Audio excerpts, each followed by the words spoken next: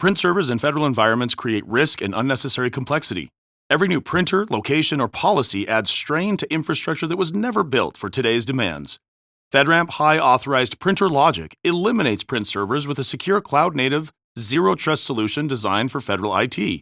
With advanced security, centralized control, and simplified management, agencies can modernize print without added burden. See what secure serverless printing looks like. Visit Vasion.com to learn more. Federal Drive is presented by GEHA, Government Employees Health Association, proudly providing health and dental benefits to federal employees and their families. Visit GEHA.com. The Small Business Administration finalized new rules for the 8A Business Development Program in record time. In 60 days, SBA went from proposal to reviewing more than 100 comments to final regulation that will transform the 73-year-old program. For more on what's in the new 8A regulations and why some experts remain concerned about the program's long-term viability, Federal News Network's executive editor Jason Miller joins me now. Jason, great to have you. Thanks, Terry. What are the new 8A program regulations? What do they say?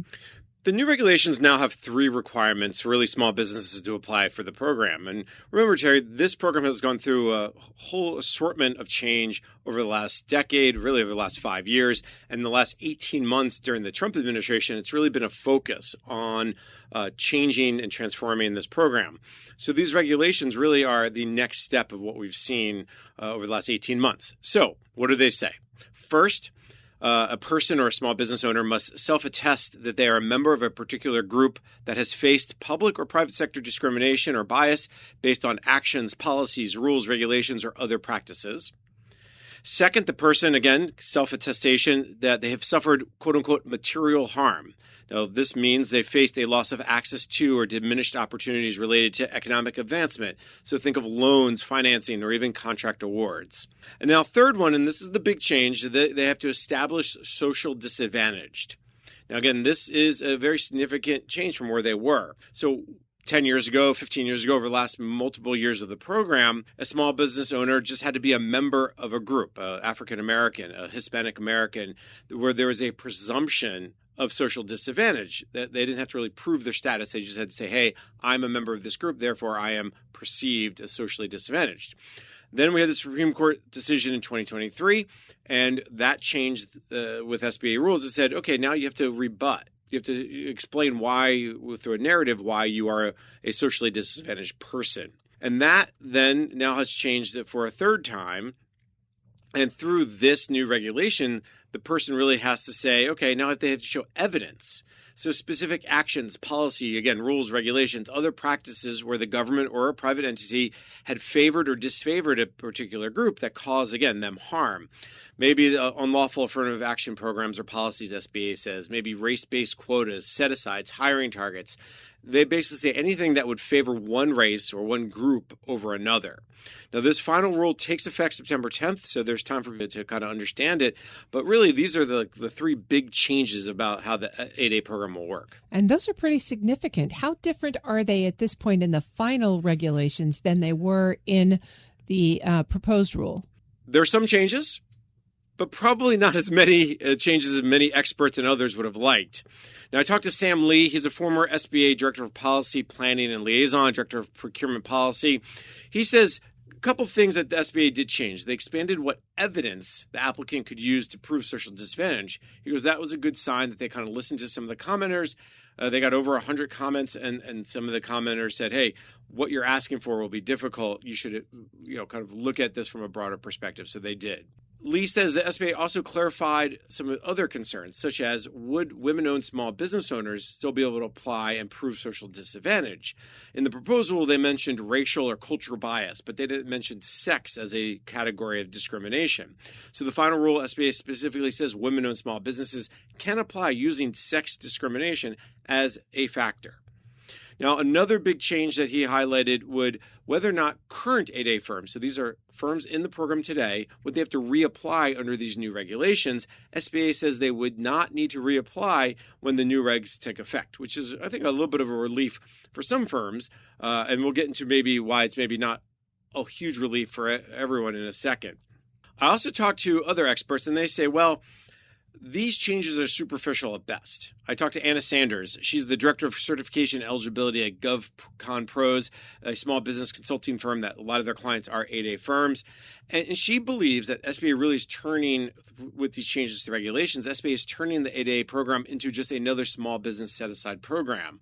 Basically, they're lowering the bar for compliance in many ways, and then they're raising it in other ways. Let me give you an example. For many years, obviously, this program was focused on minority-owned businesses, women-owned businesses, and that bar now is much higher. She says, for instance, Terry, go find me a regulation where it says, hey, we're not going to allow women in our program, right?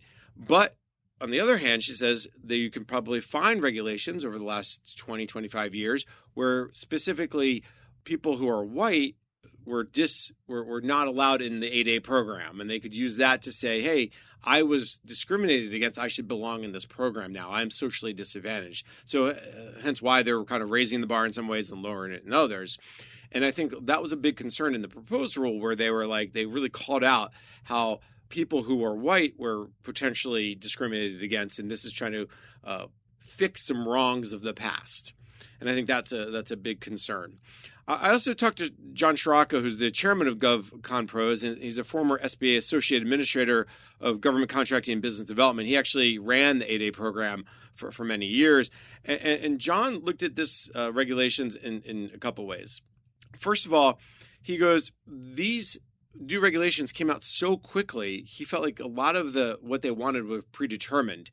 In all his years of looking at regulations, he's never seen it go from proposal to reviewing comments to final in 60 days. And then this final also includes going through the White House and the Office of Information and Regulatory Affairs, OIRA.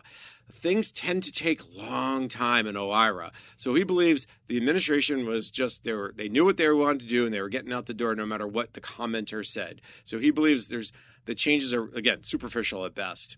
He also pointed, and I think this is important, is they are removing the regs in terms of what that presumption is, okay, that you are socially disadvantaged. And he, highlighted the same thing.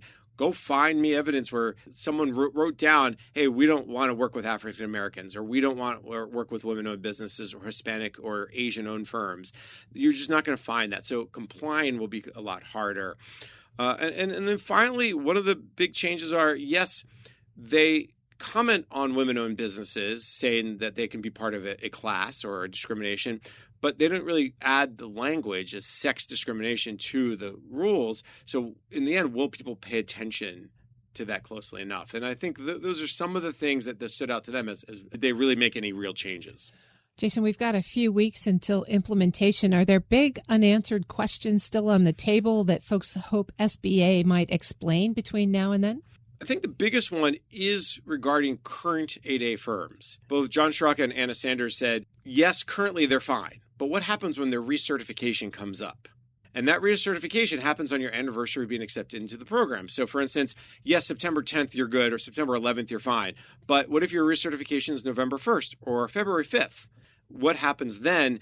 Do you have to prove your social disadvantage? Because if you say, if you self-certify that, yes, I have met all the requirements of the 8A program, well, those requirements have changed. And therefore, have you really met the requirements, or are you putting yourself at risk? So I think that's one of the big questions that remains unanswered is currently, yes, you're fine if you're in the 8A program. But when you have to recertify yourself, what does that mean? So what should we be watching for after September 10th when the regulations take effect, beyond that recertification question? I think there's a couple things. First of all, does Capitol Hill get involved? And how quickly do they get involved once they see some impact on small businesses? Congresswoman Nydia Velázquez, the ranking member of the House Small Business Committee, she says this final rule brushes aside a plurality of commenters who warned the agency that they were making a big mistake. They trade clear standards for confusion and offloads oversight on their self-certification. And I think that's a big concern. She believes that because SBA has gutted their own capacity to review anything because of the workforce changes, this will result in a less than uniform standard. And I think it was really going to hurt contracting opportunities in the marketplace. She and another congressman introduced a Protect the 8A Participants a bill earlier in the summer, and that would really change a lot of disruptive, what she calls regulatory changes, compliance burdens, and abrupt terminations in the small business contracting world. So I think she's pushing on her bill. Whether there's any Republican support, we'll wait and see. I also heard from Senator Ed Markey. He's, again, ranking member of the upper chamber's Small Business Committee, and he, too, is very concerned about how quickly they were able to SBA finalize the proposed rule. And he believes that there'll be a lot of impact on 8A programs. And they're actually, he believes, the SBAs can creating additional barriers that will undermine small businesses and the participation in federal contracts. So I think that's one thing to watch. The other thing, which is real quick, Terry, I would say to watch is how quickly SBA turns back on the 8A program and people who have been applying and waiting on their applications. Those folks who applied 6 months ago, a year ago, that have been waiting all this time will have to reapply under these new rules. And how quickly will SBA update their platform to address these new rules? Will that take longer and add a pause to the current 8A program? And then once you do reapply, how quickly will you get approved? So I think right now there's been 0 new 8A firms approved in almost a year. So I think the last one was sometime in August of 2025. We're heading up to that year mark. And currently, Sam Lee told me he looked at the data on the 8A programs just recently and found that the number of 8A contractors dropped from about 4,300 in the start of 2026 down to 3,100 today, about 25% decrease. That's Federal News Network's executive editor, Jason Miller. Jason, thanks for bringing us this story. There's obviously going to be a lot to watch over the next few weeks. So much to watch over the next year. Thanks, Terry. You can find his story at federalnewsnetwork.com.